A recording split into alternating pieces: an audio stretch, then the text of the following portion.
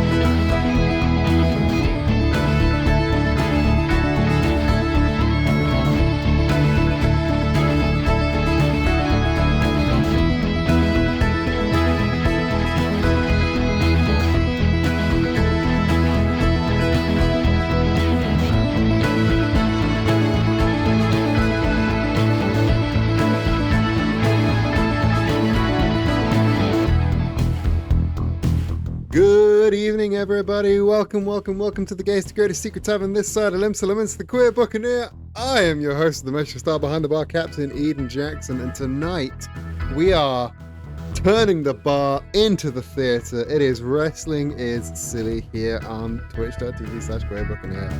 I am so excited for this episode. I'll be honest with you, it should have started 10 minutes ago. However, I opened up the game to get the universe loaded up, and it just decided to erase my entire show and write a new one. So I had to rewrite the show that I had originally planned. Thankfully, I had the playlist of the entrances saved in YouTube so I could remember what the matches were.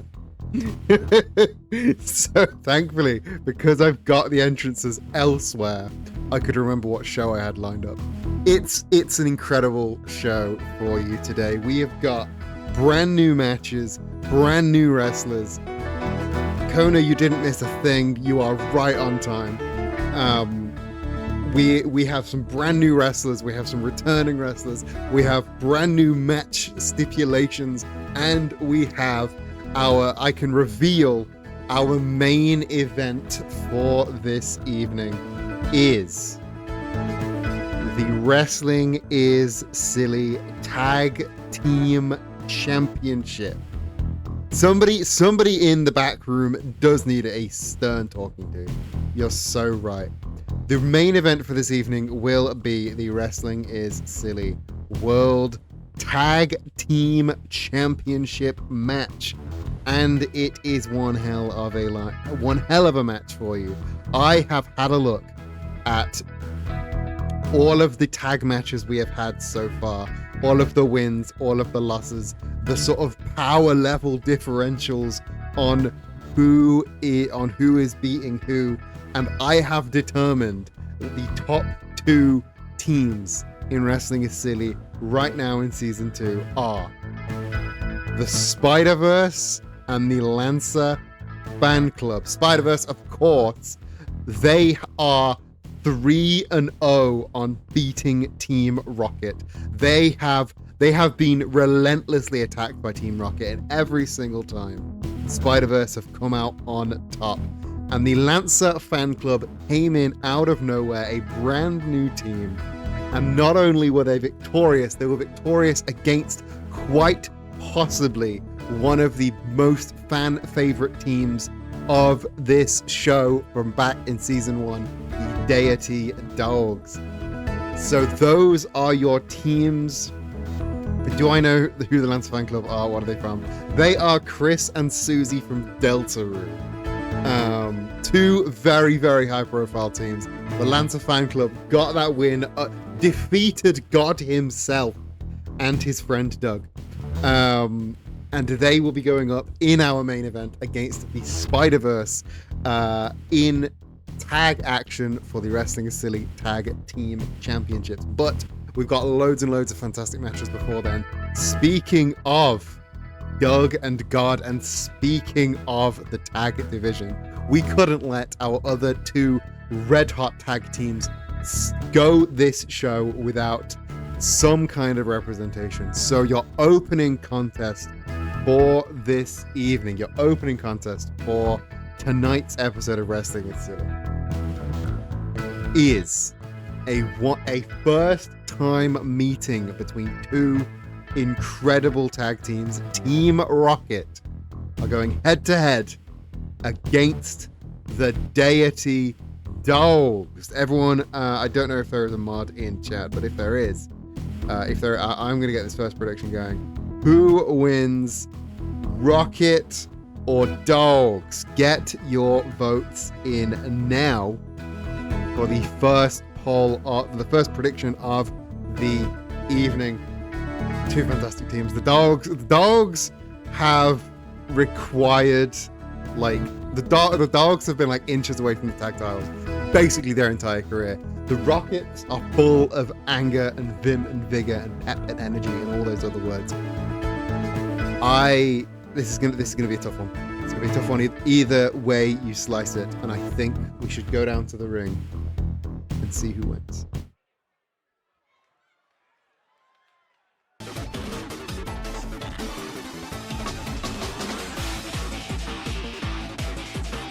Your opening contest this evening is a tag team match set for 1 fall with no time limit.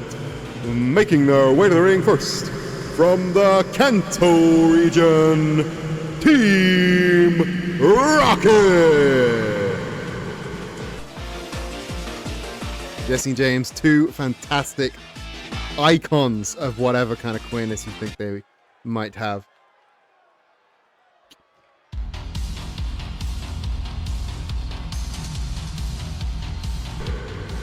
And their opponents from the heavens above via Hollywood, Florida, Doug Ziggler and God Deity Dogs.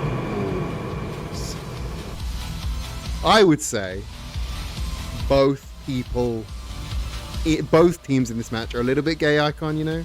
There's a little bit of gay icon in both of these teams. Like, you look at all four of these and it's like, tag yourself, this is your queer friend group, you know? But let's see who will emerge victorious. Jesse and Doug going head to head at the start of this match in what appears to be double speed. They are really going at it. Jesse out the gate. Oh, beautiful backdrop driver from Jesse. Jesse wanting Doug up on their feet. Oh, the flying lariat doesn't quite get all of it, but it gets enough of it. Just a 1 count though.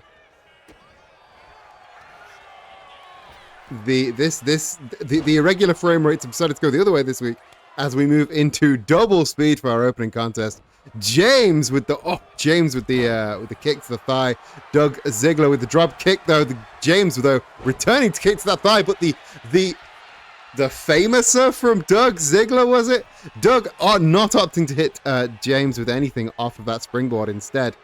Oh, the discus forearm taking Doug out. But God with the head scissors. God way more agile than people will give him credit for this evening.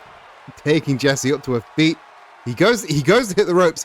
Opts instead to just give her a swift right hand. Throwing into the corners. The double shoulder block from the Deity Dogs.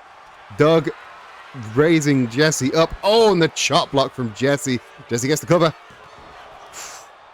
Not enough to keep Doug down. Just a 1 count. Oh, the backbreaker from Jesse. And now James becomes the legal man. Oh, double axe handle across the face. And a fisherman buster from James. James up to the top. And that big leg drop across the throat. God, though, separating up that pin.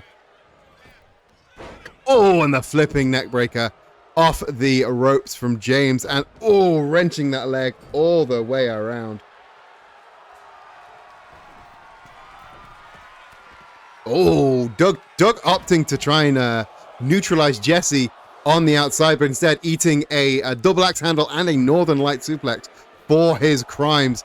Jesse back on the rope now. Doug springing back into action, getting back in the ring. Oh, and there's the rear naked choke.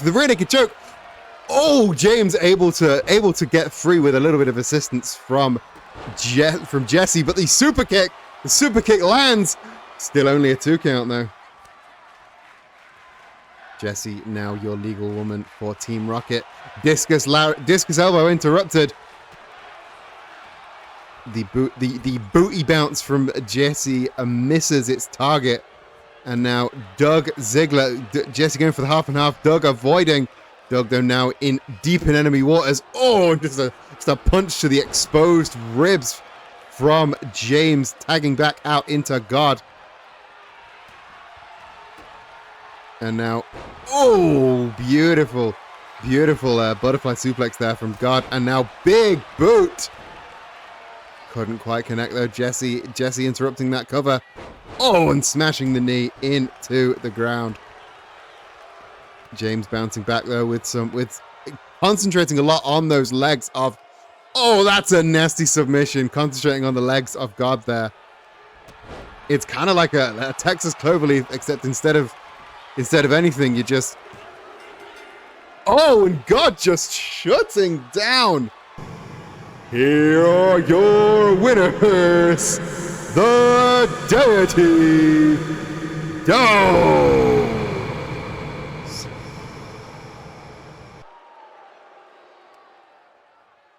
That God just deciding he was done with Team Rocket's nonsense, absolutely shutting down Team Rocket. I'm gonna try and fix that. I'm gonna try and fix that super speedy match in the intermission between matches now. Bear with me for just a second. So let's go and choose that prediction. Who won? It was the Dogs who won. Apologies to the 1% of you that chose Team Rocket. However, The 99% of you now have to separate those 20 drink tokens between yourselves. Good luck with that.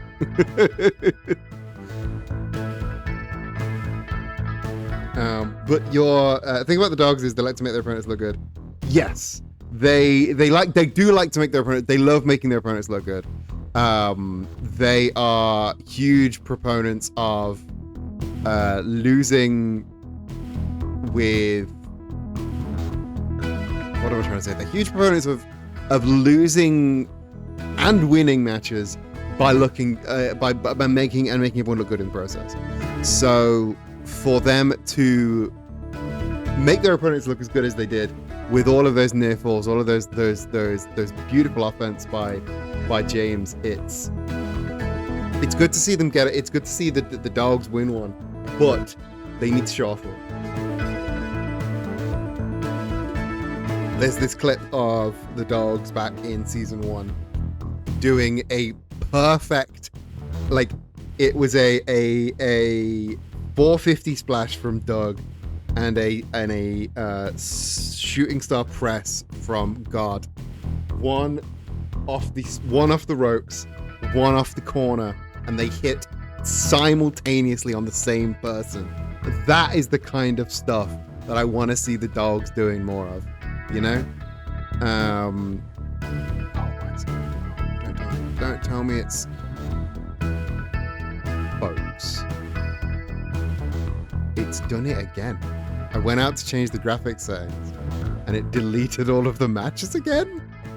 Like, what the fuck is that about? Give me a moment while I rebuild. Talk amongst yourselves while we rebuild. If you were to be the GM of Wrestling is Silly, if you were to have the power to book anybody on Wrestling is Silly that you could, who would you book? What people would you want on Wrestling is Silly? Let me know in the chat now, and maybe some of them might appear at some point, you know. But am I just doing this so I have something to distract you while I rebuild the entire show? Yes. But next up on the show, I don't know who the staffer is, but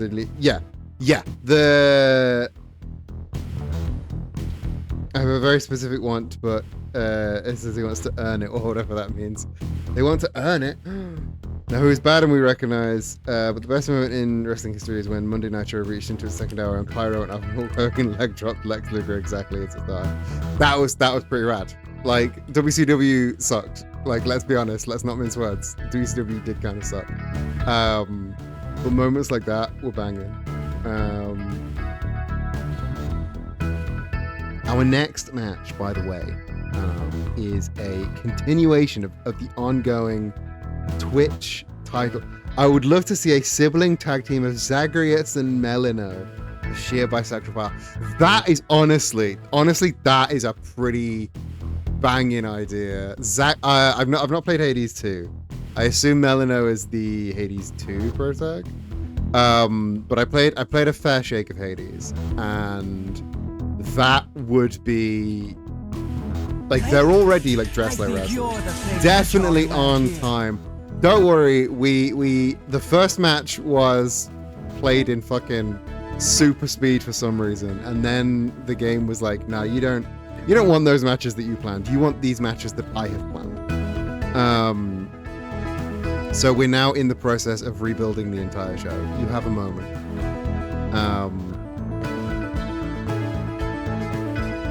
But yeah, Zagreus and Melino is a banging idea. That's a banging idea. I'm a big fan of that. I might have to pinch that.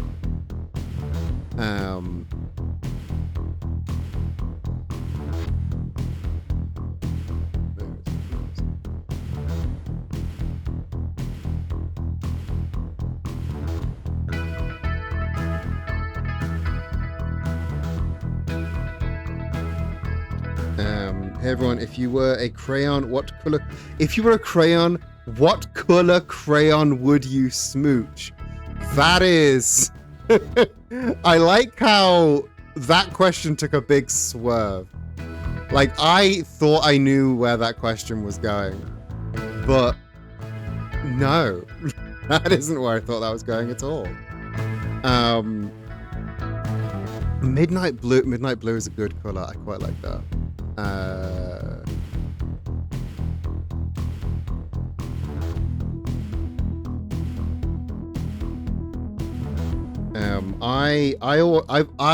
I think I would smooch a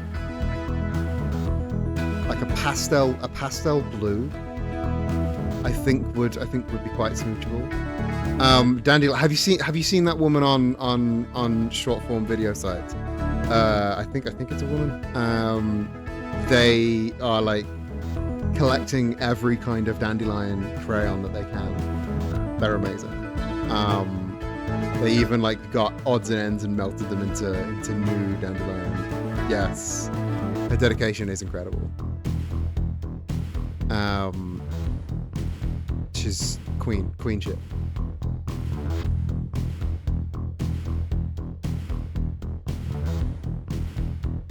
Anyway, I'm so annoyed that this fucking game, like, this game barely fucking functions. I cannot believe they get away with selling it at full price. While the auto sensor didn't like Jared's just in a very predictably lesbian move, my answer is probably Violet. That is a pretty lesbian. That is a pretty lesbian choice, I gotta say.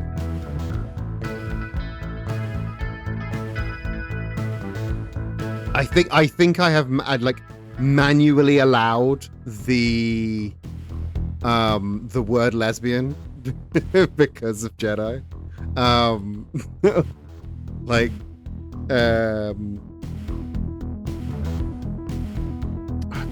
Did it auto censor? It didn't auto censor on my end. Like I didn't have to let it through or anything. But I think if you're like what I think happens sometimes is if you're watching on like an iPad or something, it might censor, but not because of Twitch, but because of Apple. Because I know when Vin used to watch on their iPad, like they would get like chat messages just not coming through because like it would only censor on the iOS app, which is insanity to me. Absolute insanity to me.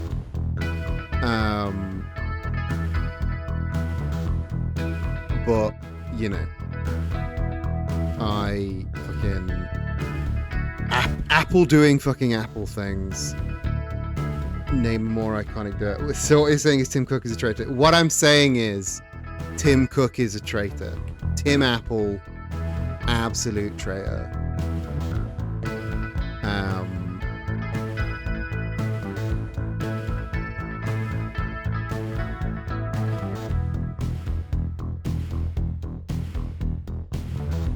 I forget that Tim Cook is Tim Cook gay? I forget every. To be fair, I don't think of Tim Cook. Apple should be.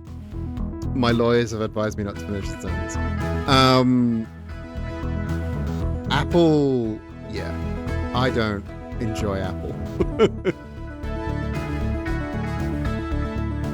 I nearly always say it's incorrectly blocked. The number of characters in the names, the number of characters that sense of blocked. Blood on the Clock Tower is a name I really, really want to play. Really, really want to play. Like, you don't understand. I've watched. I know that game exists, and I have avoided every playthrough I can of that game because I'm like, it's a social interaction game, therefore I need to go in blind. I don't want like to enter with any preconceived like strategies in mind or like any metagaming shenanigans. No. I just want to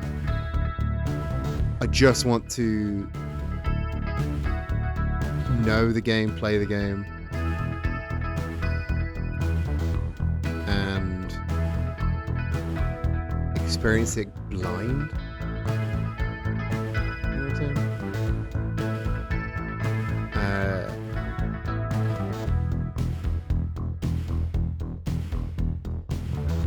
I'm nearly done rebuilding. That one. Yes, our next match. Side note. I should get you an invite to Imp in the North. My problem is, I like playing social interaction games with my friends. So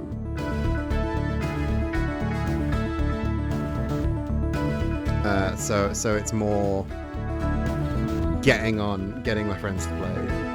But yes, I can officially continue the match. Oh, no. Because our next match is a continuation of the Twitch title storyline that we have going on. If you need some reminding, if you need a little bit of reminding, our current Twitch champion is the one and only Iolus, that purple Derg. And a couple, like the day that they won their title, they were like, yeah, I'll have a match with Karlach. I'll have a dark match with Karlach. Lost that match. Then the next week, the next episode of Wrestling is Silly said, I want to take on anybody from the locker room. I beat 3 guys last time. I can beat any one of you. Garfield. Lost to Garfield.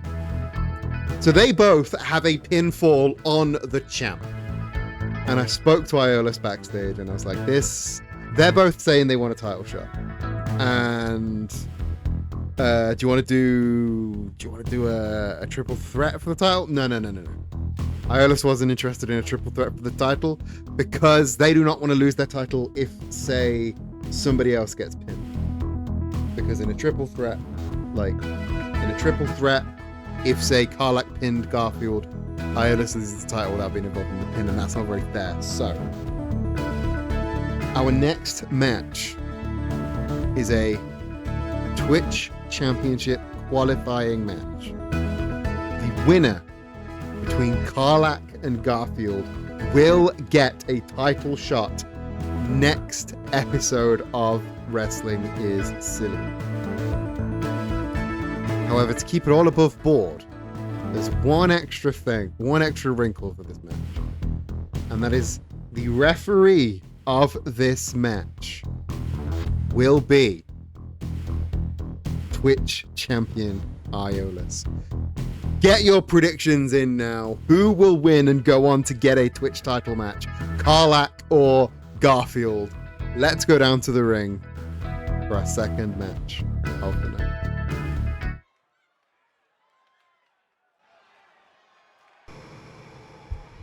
This next match is a singles match set for one fall with no time limit.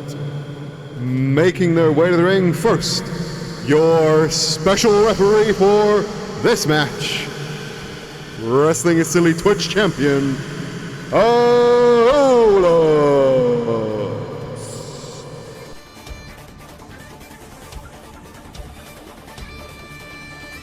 Having never had a guest referee on the show before, brand new ground for everybody. Iolus, of course, never refereed before, so hopefully they're going to play it down the line.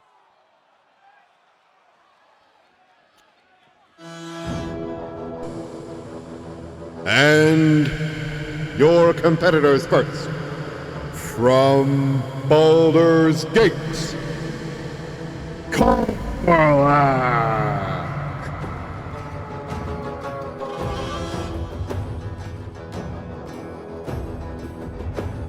This is big match for Karlach.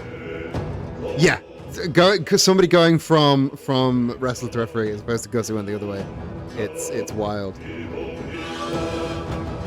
Karlach, big match for Karlach. This is if Karlach wins, this will be her first title opportunity, which is obviously we know that's huge.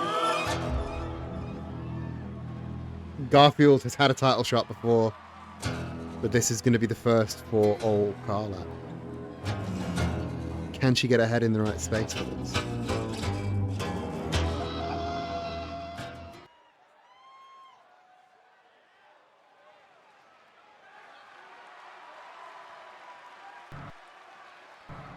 And her opponent, from your darkest nightmares, Garfield.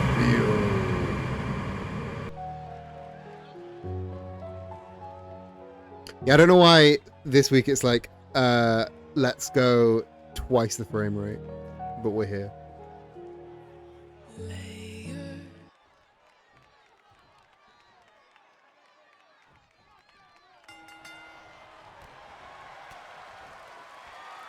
Karlach getting waist control on Garfield. Oh, big takedown there.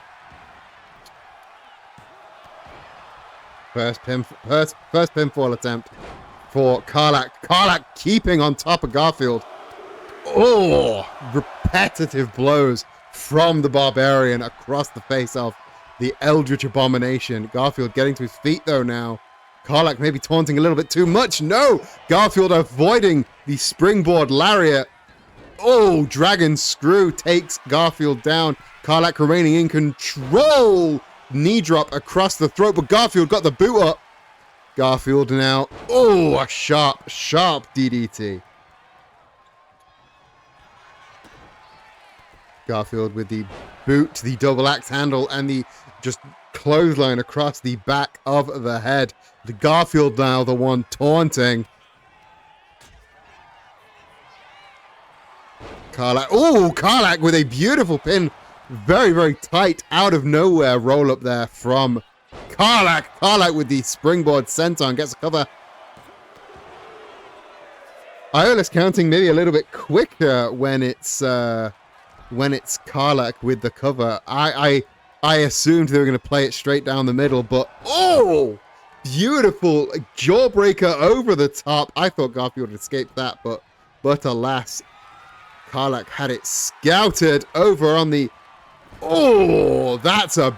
Oh, I've not seen the turnbuckles used like that before. That's the innovative offense that you get from Barbarians. Karlach with the cover now. Still just a 2 count though.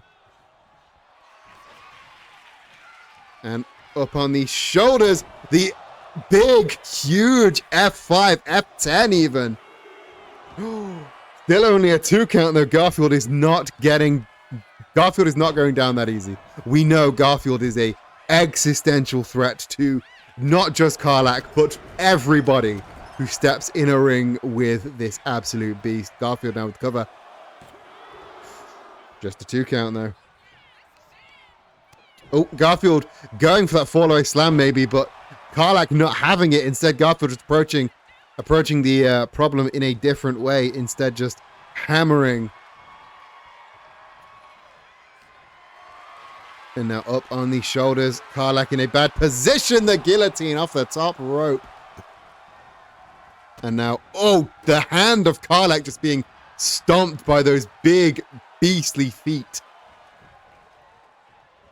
Garfield. Oh, the big boot across the face. Karlach, though, with the emergency exit. Oh, and the springboard shot across the face. Karlach with the cover. And the win. Beautiful, beautiful, beautiful pinfall by Karlach. Here is your winner and new #1 contender for the Wrestling City Twitch Championship, Karlach.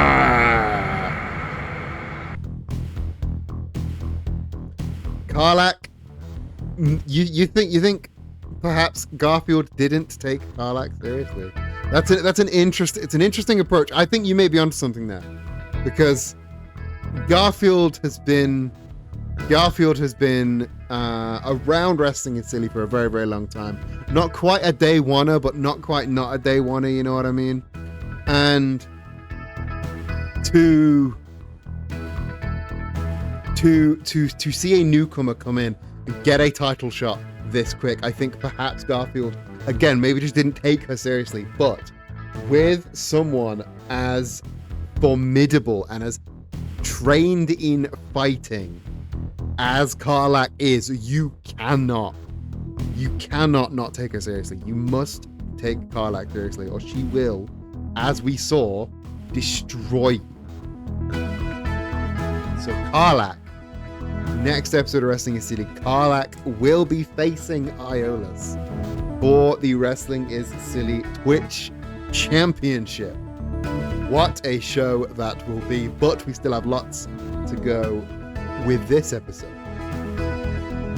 Speaking of Twitch Championships, one of the people in that original Twitch title four-way is currently embroiled in a bit of an ongoing, in a bit of a thing with a certain hero of Grayskull. Last episode of Wrestling is Silly, Rubin took on He-Man, and that was a brutal match. Rue took a lot of offense from He-Man there, but only managed to squeak away a count-out victory. And He-Man got backstage and was not happy with that at all. He said, winning because you caught your opponent outside of the ropes is not a fair way to win. That is not a noble way to win, he said.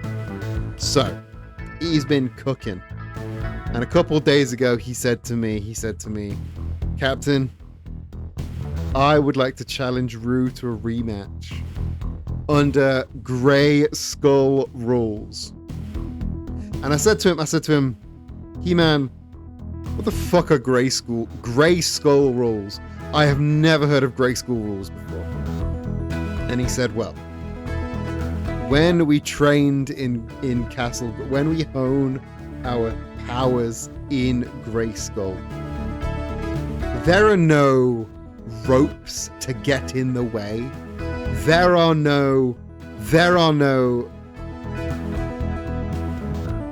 we don't hold back from hitting our opponents with things like weapons, blades, axes, and I'm like, oh, you go a little bit too far there. A little bit too far. This is a wrestling show after all. We're not having blades and axes.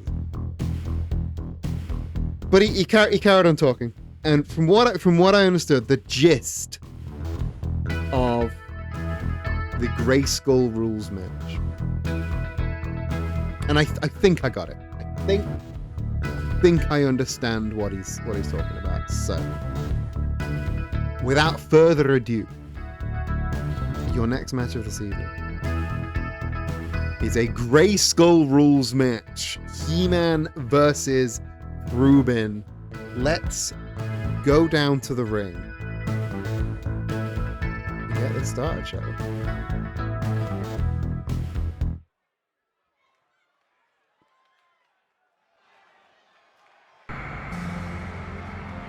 This next match is a Grayskull rules match set for one fall with no time limit. Making his way to the ring first, from Castle Grayskull, He-Man!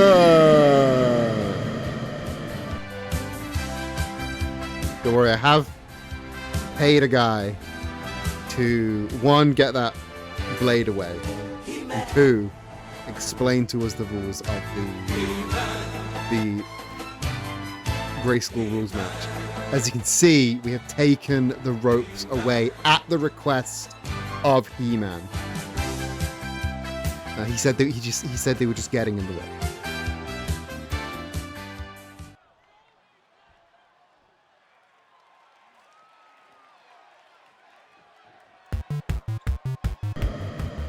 And his opponent from twitch.tv/Rubin,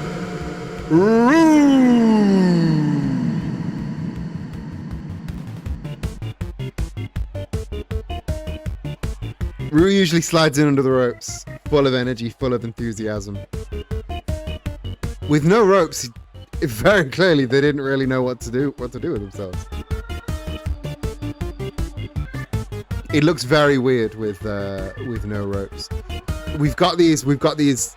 He-Man calls them lumberjacks around the ring to sort of, I don't know, hit the canvas enthusiastically. I'm not quite sure what that's about. This next match is a Grayskull rules match. There will be no disqualifications, no ring outs, no DQs, anything goes. The only way to win, pinfall or submission. Your first entrant, He-Man. And your second entrant, Ruben.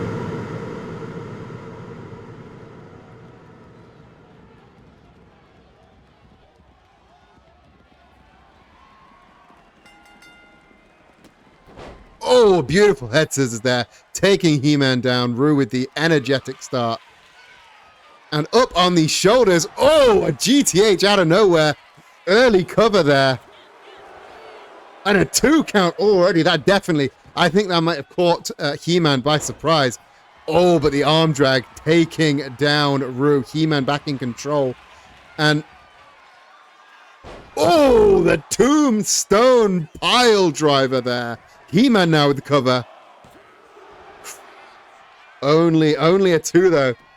These two fighters trading heavy blows early on. Ru interrupting whatever He-Man had in store. Big shot, big punches and kicks there. Oh, Ru trying to throw He-Man against the ropes almost instinctively. He-Man almost taking a tumble outside. And oh, the elevated power bomb from He-Man. He-Man now leaving the platform of the ring and going and getting a kendo stick. Oh, Ru managing to roll out of the way, and the beautiful drop kick there. Ru realizing what he can do, not opting for the weapons, instead realizing that he can win this just through fight alone. And now reaching back, wrenching back of that arm, those turkey dinner arm bars, getting see this is really rough on Ru, because there are no ropes, which means the springboard blockbuster, Ru can't hit that, and the double moonsault, the rune salt that he likes to use, can't hit that one either, because you need to be able to stand on the ropes to do that. Oh, but Ru just throwing He-Man off of the ring platform, going for a barbed wire baseball bat, cracking He-Man open, gets the cover, and with no ropes, those falls count anywhere. That because the general rules are you have to pin your opponent within the ropes. With no ropes, that rule doesn't apply. And Ru, early on, taking that rule in their advantage. He-Man now colliding with the ring post. And now up on the shoulders again. Another reverse GTS there from Ru. Gets the cover, but it's still only a 2 count.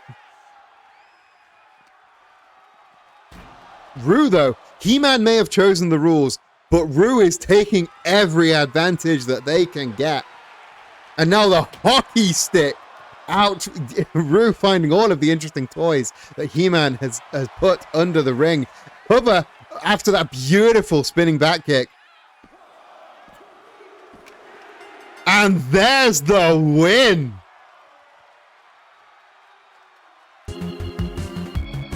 Here is your winner, Ru.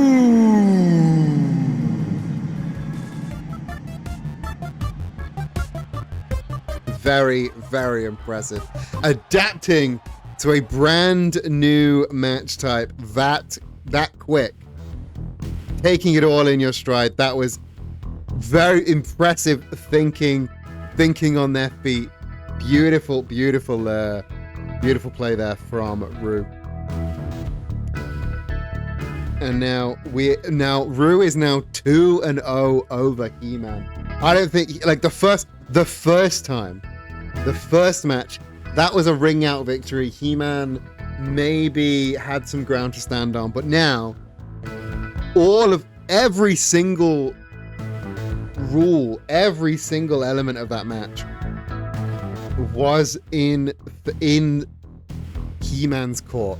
That was his match to lose, and he fucking lost it. Like, he has been defeated soundly by Rue. It's going to be interesting to see where He-Man goes from here and where Rue goes from here, because Rue coming out of the Twitch title picture for this brief interlude with He-Man, I think there's gold in both of these people's futures, but I think in the immediate history, I think Rue needs to have a look at one of the titles, maybe find a partner and go for the tag titles, and focus up, and become a champion. I don't think it was overconfidence of He-Man. He was just beaten. I mean, yeah, but I think this whole thing, he underestimated Rue, and now has lost twice for it. Speaking of champions, let's talk about somebody who isn't a champion here in Wrestling Silly, but is a champion in her own right, in her own field. She had an interesting showing at the debut of season 2 of Wrestling is Silly, and now Cynthia is back to take on the Unthinkable Horse. Unthinkable Horse on a bit of a roll right now after some shenanigans with BoJack Horseman over the last couple of episodes. Unthinkable Horse, clear head, moving forward. Maybe practicing fighting champions by fighting a champion. Who's to say? But to your next contest, a singles match. Cynthia versus the Unthinkable Horse. He's our horse. Let's get out of the ring.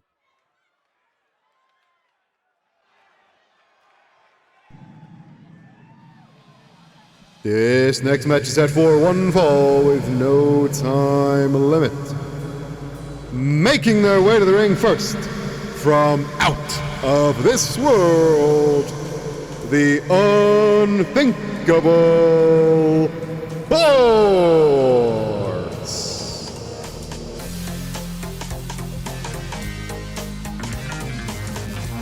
I had to pad for time a little bit there while we put the ropes back on the ring. But kudos to the ring crew for getting the turnbuckles back on the ring that fast. Those are quite hard to get on. So shout out to the ring crew for getting them all on. The horse is back. Speaking of the Unthinkable Horse and just the wrestlers in general, if you would like to have chants for these wrestlers, we used to do that back in season 1. If you'd like it again, drop in the Discord. Let me know who you want to chant for. And their opponent from the Sinnoh region, Cynthia.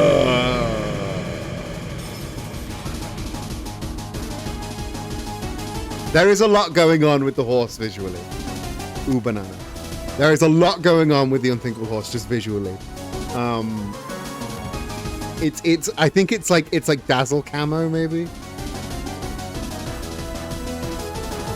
Contrast with Cynthia, who is blonde and black, and that's it.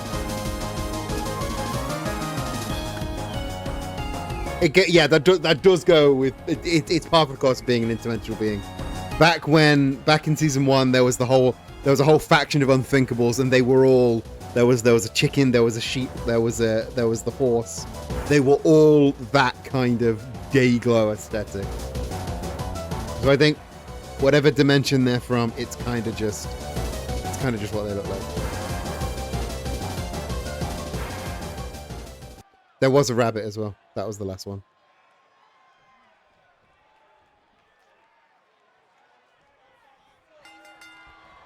Oh, Unthinkable Horse goes for the lariat, but Cynthia instead going for a collar and elbow tie-up. Cynthia wanting to wrestle like wrestlers. None of this brawling nonsense that the Unthinkable Horse wanted. Oh, instead just pushing the horse into the corner. Beautiful, beautiful smash from the Sinnoh champion.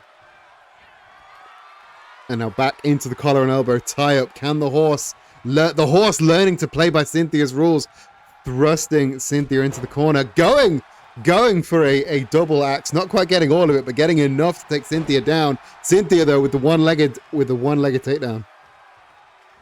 The 8-party stream. Maybe it is just 8-party streamers. I'm not entirely sure.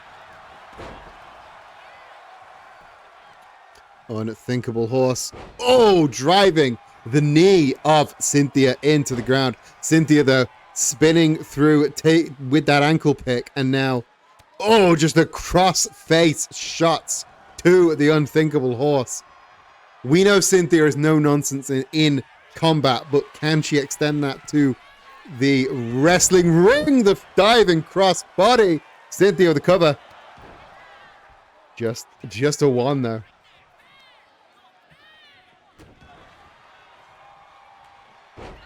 Horse back on its feet.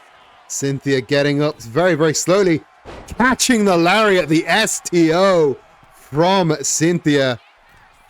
Oh, the horse trying to bait Cynthia into a lower ground for that axe handle, but Cynthia 1 step ahead. Horse in the corner now. Oh, this is a bad position for anybody to be in, because Cynthia is about to bring its horse back into the ring the hard way. No, the horse is fighting back and instead throws Cynthia down. Oh, but the senton avoided by the Sinnoh champion. And Cynthia returning fire with that driving knee up on the top rope now. Oh, the knee into the face of the horse. Cover. Still only a 2 count though. Have we named this referee yet? I don't think we've officially named this referee yet. Cynthia taking the horse over to the turnbuckle, and now, guillotining the horse on the bottom rope. That's old school. Cynthia now coaxing the horse onto its feet. Oh, going for a spear, but the horse catching Cynthia out of midair and just dumping her onto the ground. The dead lift up on the shoulders into the powerbomb, and the 3-horse race. It has been a long time since we saw a 3-horse race from the Unthinkable Horse, and now there's a fourth for everybody at home. A Ronaldo or a Darren. I can see a Darren. I can see a Ronaldo. They're both good. And now, just a flying Fez press there from the Unthinkable Horse. Deadlifting Cynthia again to power slam her back down to the mat. Cynthia though with the trip, trying to drag the horse away from the ropes, but because of the sheer length of the limbs of the horse, I don't think she's had much luck with that. Horse getting those big limby legs up, and now he wants Cynthia on her feet for another huge pop-up power slam. Here is your fuck. Bojack is back, giving not just the horse, but Cynthia catching strays. Bojack Horseman clearly not done with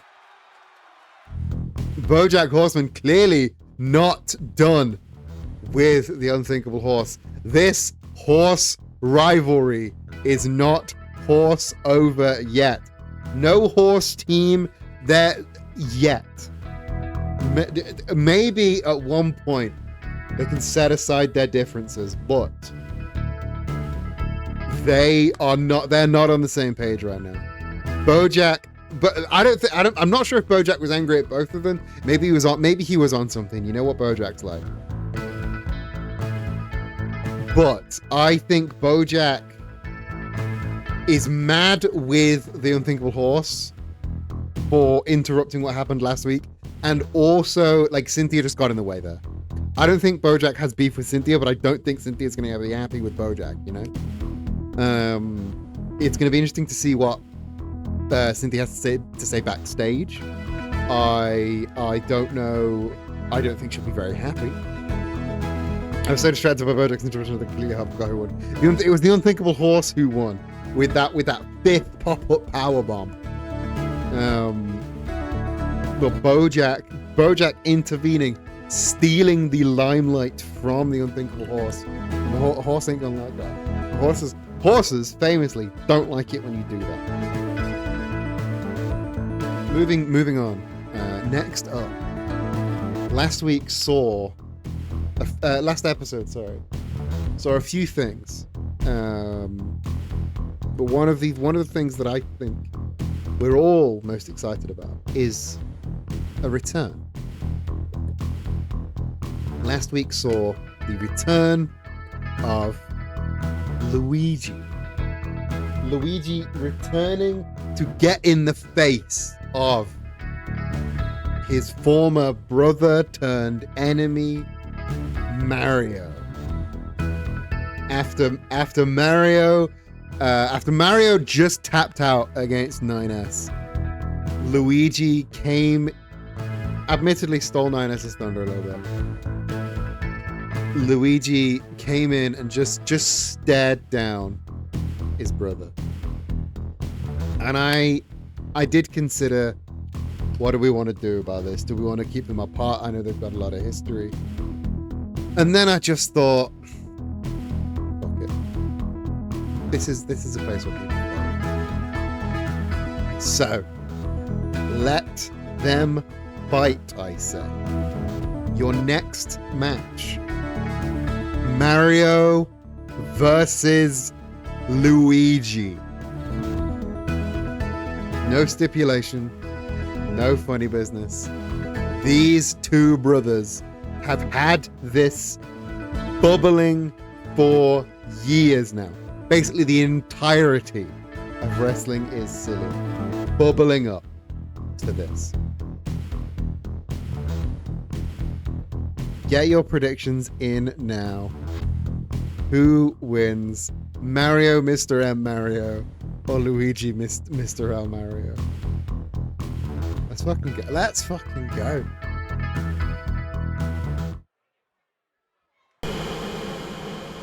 This next match is set for one fall with no time limit. Making his way to the ring first, from the Mushroom Kingdom, Mario.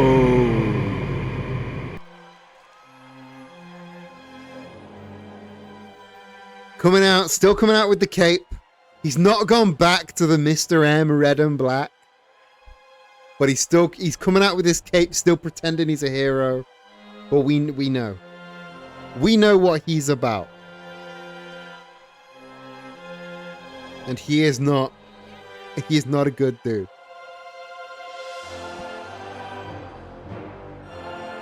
He's still trying to convince people that he's a hero, that he's the good guy. But after we remember everything he did to Luigi and to everything else, to us, to the Twitch title. He held that thing hostage for so long.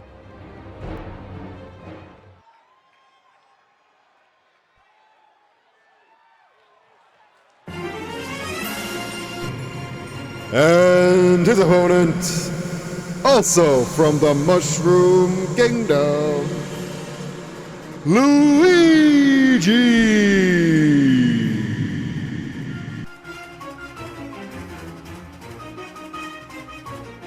Luigi making his big return. The people's hero, the people's champ. We love Luigi. He went through some hard spots. He hit rock bottom. He tried to build his way back up, and now here he is, back again.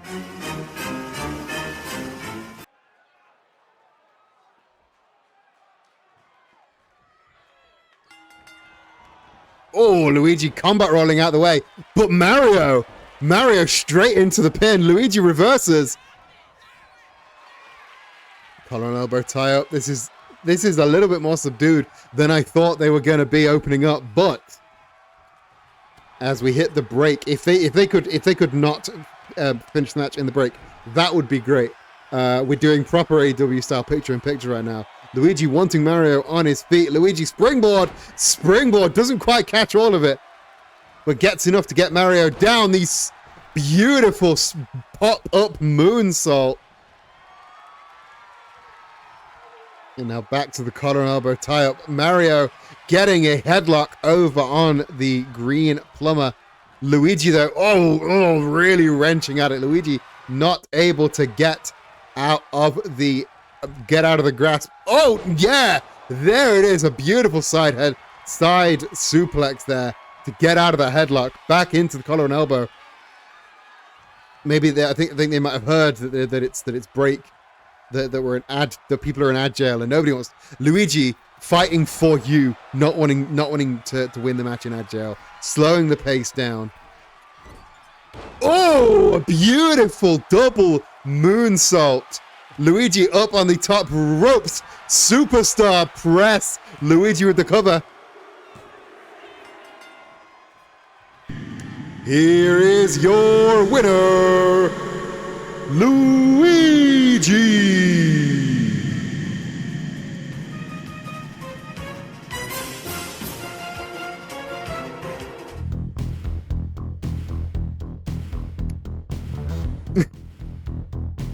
That was Luigi for Justice. That was a bit of a squash match. I gotta say, bit of a squash match there from Luigi. Luigi, after wanting to, after like being under the thumb of Mario for so long, after being kept down and beaten and just ruined by his brother back in season 1, for him to just come back and absolutely squash, that's insane. I love that I absolutely love that for Luigi. I apologize that happened through the break. I did not and could not plan for that. But I will put the match in a standalone video on YouTube if you would like to watch it. But what's next for Luigi? What's next for the big man? Like, I think that was him coming in and you know, putting to rest everything from season 1. Because all of his problems in season 1 were at the behest of his brother Mario. Like, everything that went wrong in the life of Luigi, with the exception of maybe the Pepsi Man thing, everything that Luigi went through was because of his brother. And now we have, I hesitate to call it closure, but now we have Luigi a clear, decisive victory over his brother. And now I think maybe he can move on. The question is, can Mario move on? Because Mario, not used to losing. Definitely not used to losing to Luigi. But only time will tell. Next up. Very, very interesting matchup next.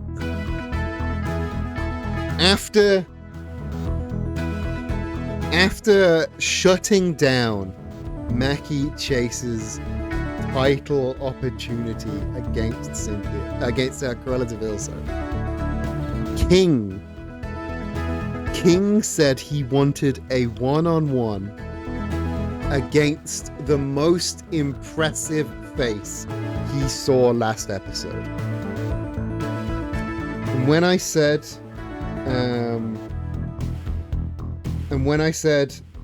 so who do you want?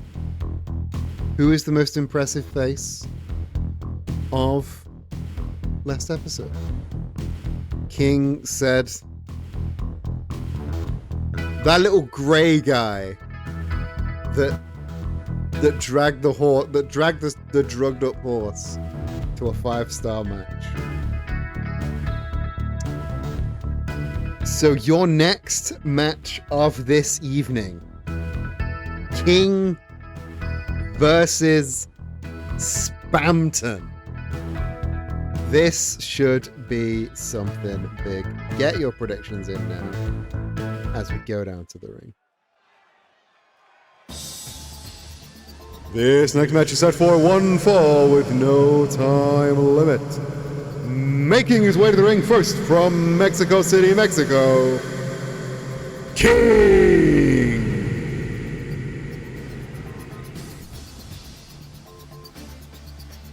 Spamton really did, like, he showed up and he went hard.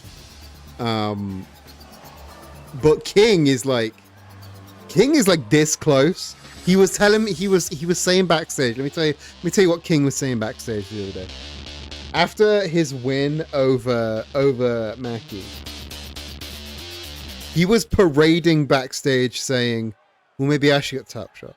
Maybe I should get the big title shot. Because I'm clearly better than Mackie. So maybe I should get the big title shot. Who knows? And his opponent, the Big Shot, Spamton G. Spamton. So King is parading around as if he's like a champion in waiting now. Really, like, wanting to become two-time Wrestling is Silly world champ. I believe he would be the first Wrestling is Silly two-time champ. So he's parading around as if he's like the uncrowned champion. So it's going to be very interesting to see if Corella has anything to say about that. Bell rings. Collar and elbow tie up from the two competitors back into a waist lock from King. Spamton doesn't want to get. I was about to say Spamton doesn't want to get into a wrestling match with King, because King is the more experienced wrestling here, as you see with that waistlock takedown, really wrenching at that neck with the grounded headlock, and now transitioning into a front face lock just to get those knees in, and now springboard elbow from King. King now up on the top rope. He wants Spamton up on his feet. What's it for? Spamton, holy shit, catching King out of midair, hitting a springboard moonsault of his own. Spamton showing incredible strength there. Spamton up on the top rope now. Big, huge splash. Gets a cover. Only a 2 count though. Spamton turning King inside out with that tilt-a-whirl backbreaker. Spamton, going for the springboard senton, but couldn't quite get the distance he wanted. Instead, going back to that beautiful springboard moonsault cover. Just a 1, though. And now, crossroads from Spamton. Still only a 2. King up on his feet, catching the boot of Spamton, turning it into a DDT. Spamton getting turned inside out, taking that right on the top of the dome. And the drop kick lands. King has taken that turnbuckle off. I don't know how the ref didn't see it and stop him there, but King exposing the metal ring of that turnbuckle. The scouted senton by King. And the kneeling DDT by Spamton, though. Another senton avoided by King. That one looking less intentional. I think King just rolled the right place at the right time.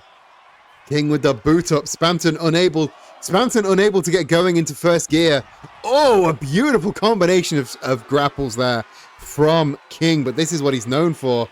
And now, no, not on the outside. The vertebreaker on the outside from King. That's going to compress the spine of Spamton. I mean, if he has a spine, I'm not exactly sure what Spamton's made of. King now climbing up onto that exposed turnbuckle. And now he wants King... Oh, Spamton! See, I think he baited Spamton in there. Baited him to attack that exposed turnbuckle, maybe neutralizing the arm of Spamton. Spamton, though, with a beautiful slide between the legs into that takedown, and now the spammy go around locked in. The referee pausing for a moment to reattach that Wrestling is Silly turnbuckle. Backdrop driver. King maintains into the back suplex, German suplex, and the vertical suplex. Beautiful combination. Suplex City there from King. Oh, but Spamton kicking out in the nick of time. King wants Spamton on his feet. Spamton just booted in the face by King. And now King throwing Spamton into the ropes. There's the duck and beautiful Japanese arm drag there by King. And now King throwing Spamton to the outside. And oh, that is a beautiful dive through the bottom and middle ropes. Inches from colliding headfirst with that ring post. He dived through into that tornado, into that spinning DDT. That's just showing the veteran ring awareness of King. But Spamton able to turn the tides this easily. And the standing sliced bread, that isn't just any standing sliced bread. That is Mackie Chase's former finisher. And there's the paradigm shift from Spamton. If Spamton can return to the ring, is he going to beat King on a ring out? No, King able to beat in the nick of time, but right into a second paradigm shift from Spamton, the big shot driver, but it wasn't enough. King kicking out almost on reflex. Another springboard moonsault. Is this it for King? There it is. King. Here is your winner, Spamton.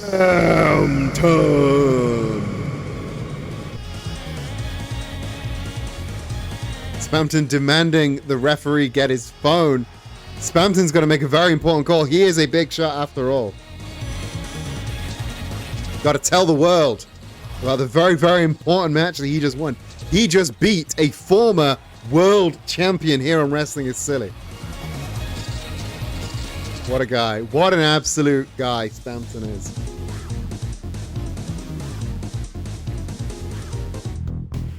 Spamton.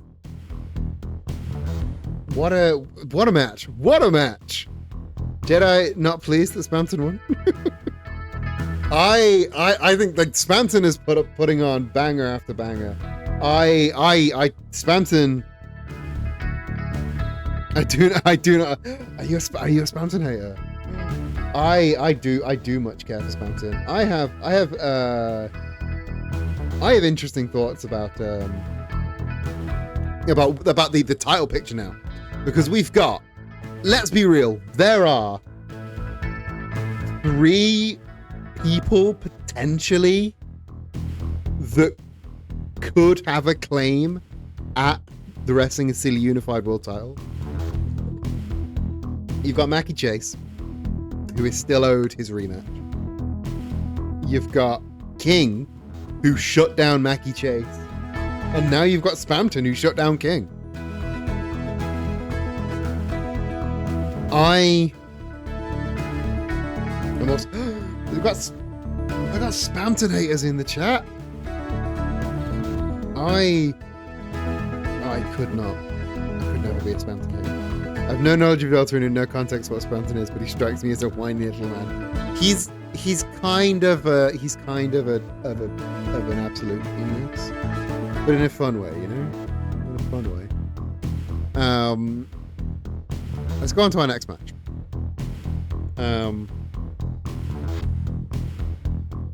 I have no way to segue from Spamton is kind of a penis to 9S. He's not a penis. He's a good boy. 9S still attempting to strike out, still attempting to strike out on his own, to make a name for himself here at Wrestling is Silly, to follow in the footsteps of 2B back in season 1. 9S is a Nier. 9S is a Nier Automata. Still trying to follow in the footsteps of 2B. Making a name for himself, striking out. This week, he last episode he got a win over Mario, but of course it was overshadowed by so like in episode 1 he got his win stolen. He did all the work to get that win, and then Mario stole the win. Episode 2 he got his win back on Mario. And now in episode 3 he's like, I want somebody brand new.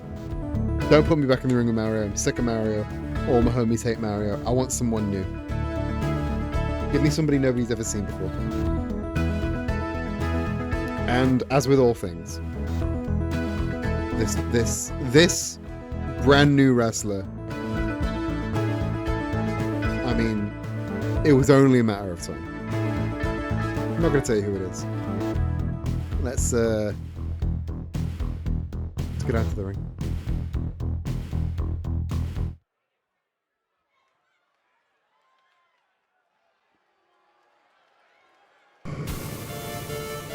This next match is set for one fall with no time limit.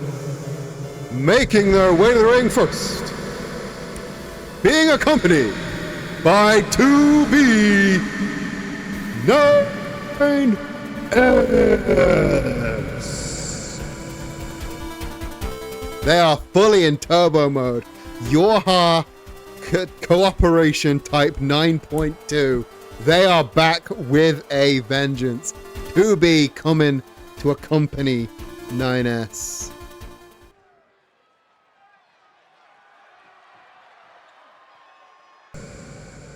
And their opponent from the planet Gallifrey, the Doctor.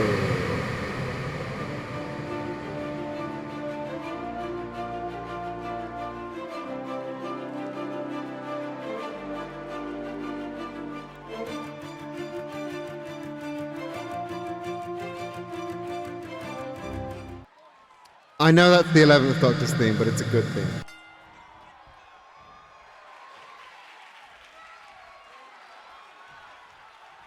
The 10th Doctor's theme just doesn't hit the same, you know? Nor does the 14th Doctor's theme. They just don't hit the same. The 11th Doctor's theme to me is the Doctor's theme. Doctor using those big long legs to choke the Yoha 9S unit, and now maintaining control with a lot of 11th Doctor's theme is the best thing to come out of Moffat's run entirely.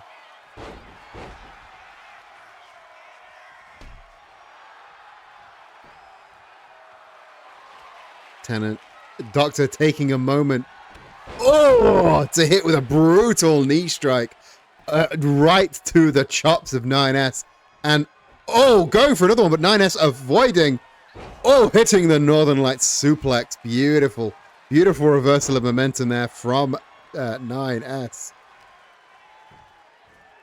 And 9S now trying to neutralize the arm with that cross arm breaker, letting the Doctor get back to his feet, hitting the ropes, and the beautiful going under with that dragon suplex. The Doctor getting the boot up, going for the Polish hammer.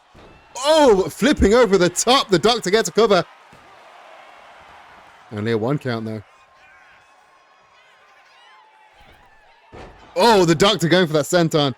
Couldn't quite get the momentum though. Doctor hooking both the J Driller from the Doctor, or Tiger Driver, depending on who you're asking. Dropping 9S right on his head there. 9S though trying to get as much back as he can. Fisherman Buster, small package Buster.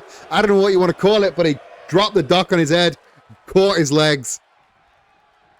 Do we get a new Doctor for each entry? Is this an independent incarnation? What is the law here? This is the 10th Doctor. Whether or not more Doctors will show up, maybe we have an entire Doctor faction. I don't know. Only time will tell. Can we cross the time streams? We break all the rules here at Wrestling is Silly. We could have the 10th Doctor versus the 14th Doctor if we so wished. However, right now all we have is 10. And 10 is getting his ass beat by 9S.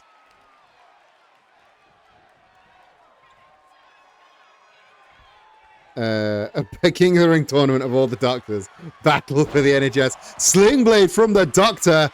The Doctor has something prepared. 9S getting back up to his feet. And up the Doctor hitting the Cloister Bell. Gets the cover.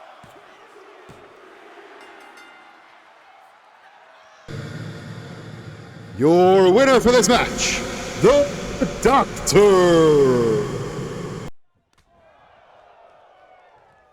2B getting in the way. Trying to get in the face of 9S. 9S not having any of that at all. Maybe there's some something happening between 9S and 2B. The dream team. The dream team could be having a bit of a bust up. It's little bit of turmoil between them. Maybe they're not a dream team. Number Jedi with a 3-stream streak. Hit me up with the stream notifications if you got it. And now we come to our main event of the evening. I know it's only been a short one, but they're playing at like 2 times speed for whatever reason. Here is it is time for our main event. And as we alluded to it before, your main event of this evening is for the Wrestling is Silly Tag Team Championship. put K9 in Smash, cowards. It's hard to put K9 in Wrestling is Silly because he doesn't have arms or legs. Those are kind of important to wrestling with. At the beginning of Wrestling is Silly Season 2, we vacated all the titles. So there is currently no Wrestling is Silly Tag Champion. So we took the 2 best performing teams from the first couple of episodes. And your Wrestling is Silly Tag Team title match. Chris and Susie, the Lancer Fan Club, against Spider-Man and Spider-Gwen, the Spider-Verse. Bodily configurations of sorts of wrestling. Yeah, but usually they have a sort of a semi-human shaped form, like Garfield. It's going to be very hard to get a K9, but I'll try my best. So get your prediction in now: the Lancer Fan Club or the Spider-Verse. I take it down to the ring for our main event.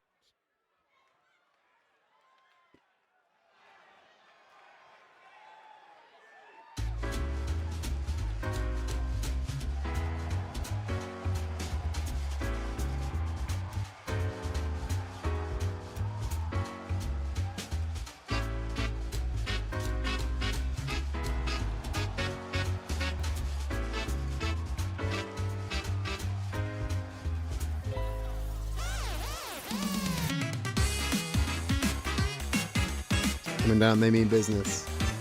Chris and Susie, both these teams undefeated. Chris and Susie, though, have the prestige of taking down Doug and God in their debut appearance. You're putting it all on the Lancer Fan Club. Brave Darla.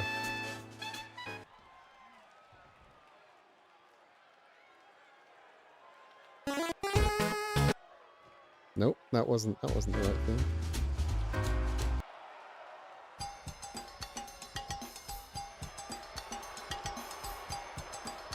I do like, yeah, I do like their energy. Meanwhile, the Spider-Verse, they mean business in a completely different way. Proven fighters.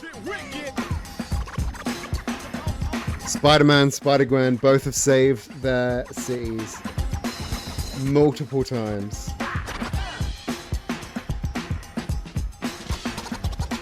But now they want gold.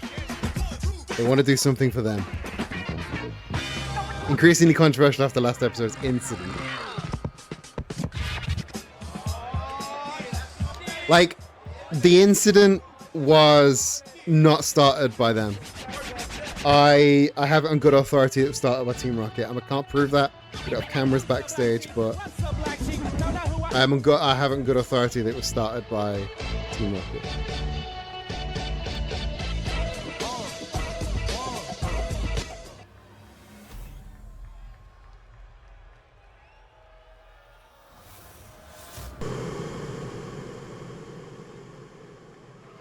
Wrestling is Silly, your main event for tonight is for the Wrestling is Silly Tag Team Championships. In one corner, the Lancer Fan Club. In the other corner, the Spider-Verse. I thought we were going to cut to the announcer there, but alas, we were not. Chris and Spider-Man starting out. Spider-Man getting a little bit of offense there from Chris. Quickly reversing momentum though. And oh, the coffin drop off the second rope. The dirty pin getting his forearm over Chris's face. Spider-Man means fucking business today. He's not fucking around with Chris and Susie. But this is Spider-Man's. I think this isn't Spider-Man's first stop for gold. Oh, Chris throwing Susie like a lawn dart. Susie, the heater, the big hitter coming in.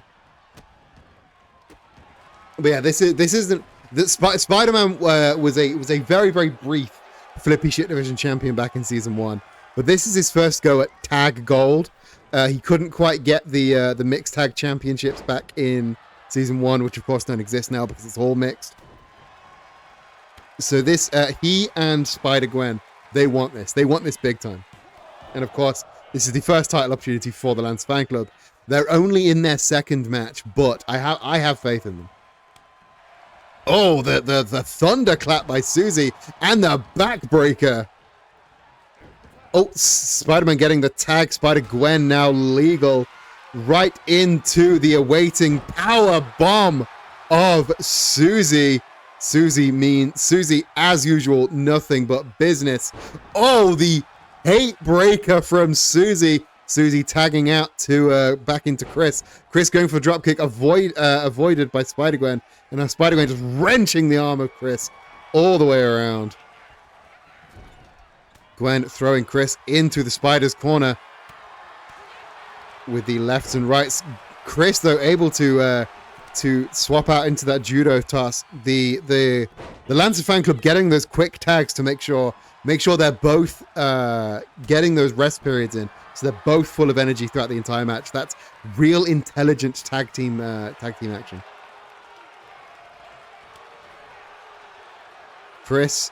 Susie not taking any of these attacks from the Spider-Verse. Just basically chops and strikes bouncing off of Susie's frame. Susie is an imposing force. Anyone who looks at Susie it doesn't matter how big you are. Susie has an aura that is 12 feet tall. She will always be out-auraed. The Thez press from Susie. Susie tagging back out into Chris. Chris is a little bit more of an enigma, I must say. We don't know a lot about Chris, but we know that they can and will fight like a motherfucker. Oh, the backflip drop kick. Chris. Oh, the enziguri off the ropes. Yeah, a proper Bruce Lee aura off of Susie. Now Chris wanting Spidey up on his feet. What have they got? The drop kick, but it's avoided almost unconsciously by Spidey. But the dragon suplex not as easily avoided. Chris tagging back out into Susie. The Lancer Fan Club dominant so far, but in a kind of understated way. Susie now lifting up and dropping the sheer drop brainbuster. Spider-Gwen, though, able to dive in and intervene. Susie pulling Spidey out of the way, and the stomp avoided by Spider-Man into the cutter. That was the stomp that put away God, so Spidey knew he had to get out of that. The cross body by Susie, though. Yeah, Spider-Verse, I think Spider-Verse are definitely playing a little bit too nice. Oh, the spinning dropkick avoided. Oh, the DDT avoided. Oh, the backbreaker by Chris lands. I think Spider-Verse, they don't want to get known for... They don't want to become known for being a ruthless tag team. So I think they are playing a little bit too safe today. But now Chris and Spidey exchanging reversals and strikes. They have each other's number. Chris, though, getting a cover. Oh, and a very, very near fall. Chris tagging back out into Susie. Oh, and there's the rolling DDT. Spidey with the cover, but still only a 2 count. Both teams with the near falls. Spidey has Susie up. The sit-out power bomb. Spidey tagging out into Spider-Gwen. Spider-Gwen tying up the limbs. Oh, wrenching back.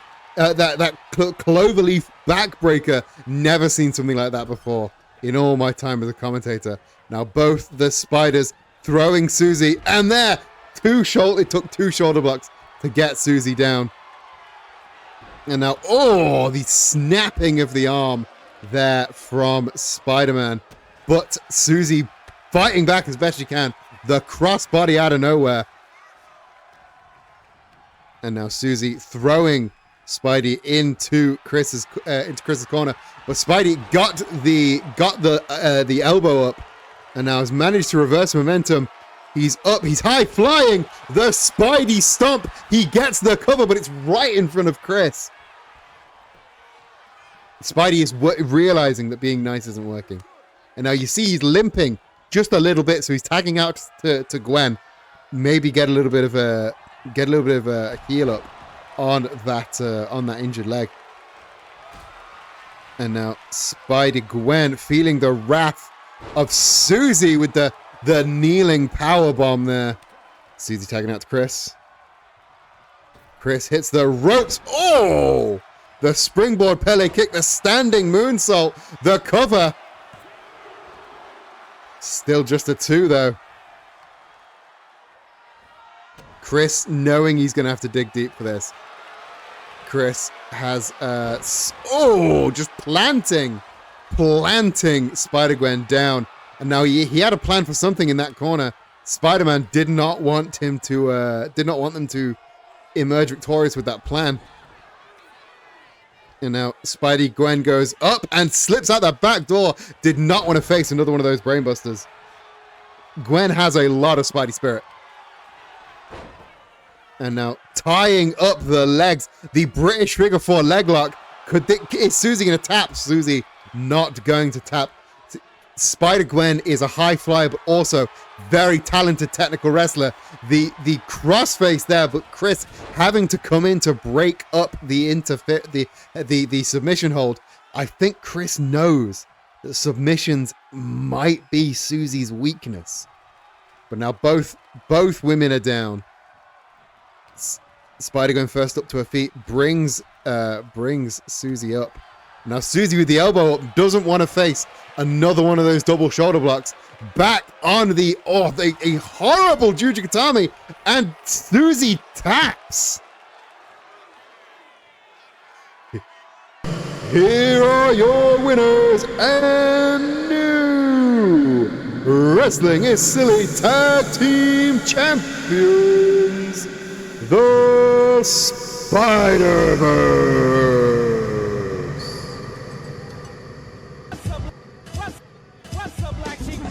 Well, that, just as I mentioned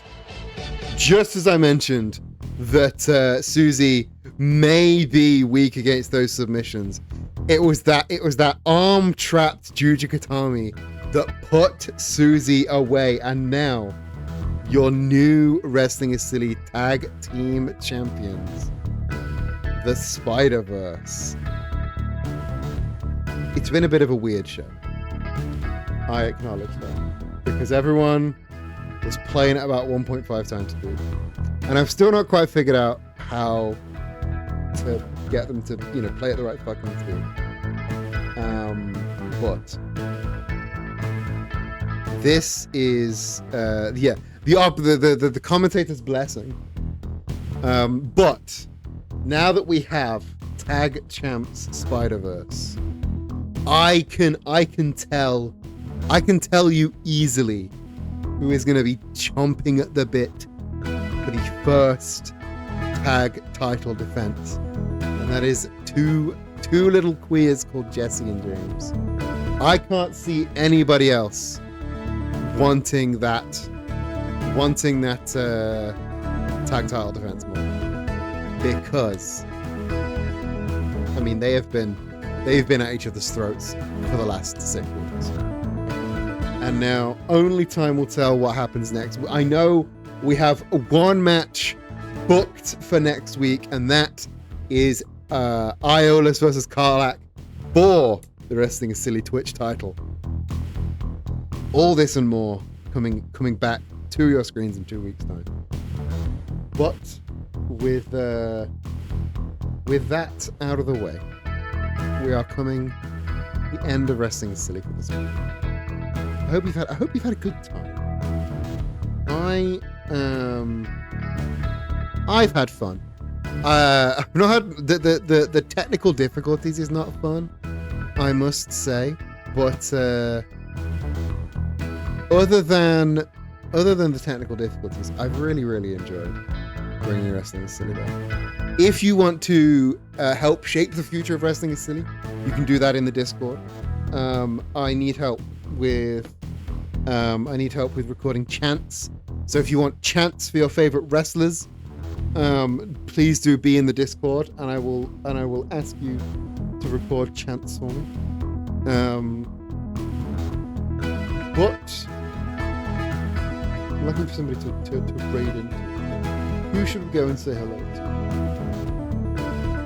I think we should go and say hello. We should go and say hello to the person that did the new emotes. We love the new emotes. Chunks of Plum. Let's go say hello to Chunks of Plum. Playing Peak. I'm pretty sure we were doing Peak. But I'll be back on Monday for more Like a Dragon Infinite Wealth. Until then, here is your raid message if you are coming with us on the raid. If you're a sub, use those emotes. If you're not a sub, use any emotes you want. Like I said, join us on the Discord so you can be part of Wrestling is Silly future. Or just, chat with a bunch of cool people that like me on stream. And yeah, nerdycore.com is where you can get all of your Christmas presents, because Christmas is coming up. Buy everyone our shit. Until then, book a book a file, whatever the book you are. Hope you have a fantastic rest of your day. I'll catch you in the next stream. But until then, love you, bye.